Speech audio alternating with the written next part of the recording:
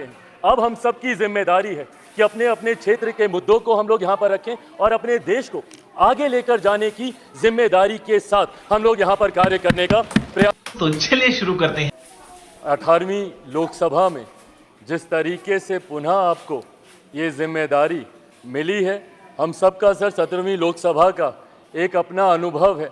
उस वक्त जिस तरीके से आपने महिलाओं को और युवाओं को ऐसे सांसद जो पहली बार चुनकर आए, सर उनको आपने प्रोत्साहित करने का काम किया। रुको जरा, सब्र करो। सामने से आपने उनको मौका देने का काम किया। सर इस बार मेरी पार्टी में भी महिलाओं और युवाओं की तादाद है। उम्मीद मैं यही रखूंगा कि उनको भी आप उसी तरीके से मौका देंगे। मेरे नेता, मेरे पिता आदरणीय रामविलास पासवान जी के विचारों को लेकर हमारी पार्टी आगे बढ़ने का काम कर रही है। आपने पिछले 5 साल में सर इन तमाम विचारों को इस सदन में रखने का मौका दिया और इस बात को सर कहने में मुझे कतई कोई संकोच नहीं है कि आपके द्वारा जो फैसले पिछले 5 सालों में लिए गए उसने संविधान की मर्यादा को बढ़ाने का काम किया और लोकतंत्र को और मजबूती देने का काम किया। अरे कहना क्या चाहते हो? सर हम लोग चुनाव बाहर लड़कर आ गए हैं। मैं तमाम साथियों से यही आग्रह करूंगा कि जहां चुनाव लड़ना था हम लोग लड़ चुके हैं।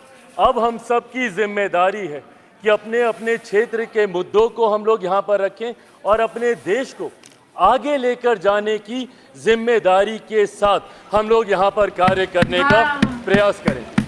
शाबाश बेटा।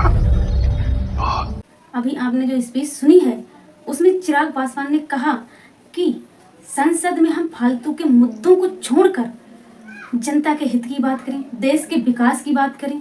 तो ये जो बात उन्होंने कही है ये बिल्कुल ठीक कहा है। ऐसे ही हमारे देश के हर सांसद की विचार होने चाहिए।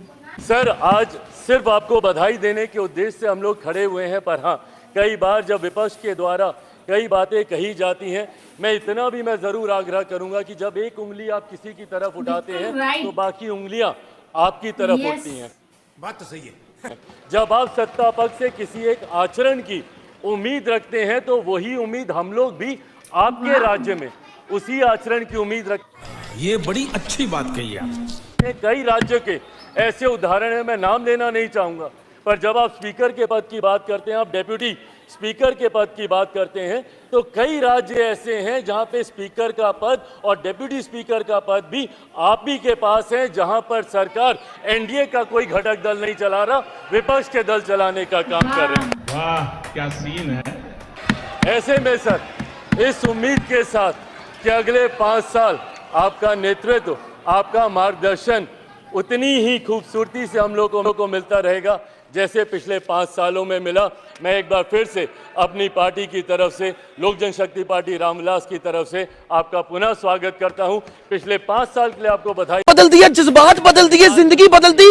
क्या आप ऐसा चाहते हैं कि पार्लियामेंट के हर मेंबर्स का विचार इसी तरह का होना चाहिए? तो कमेंट बॉक्स में जरूर लिखिएगा। जय हिंद, जय भारत।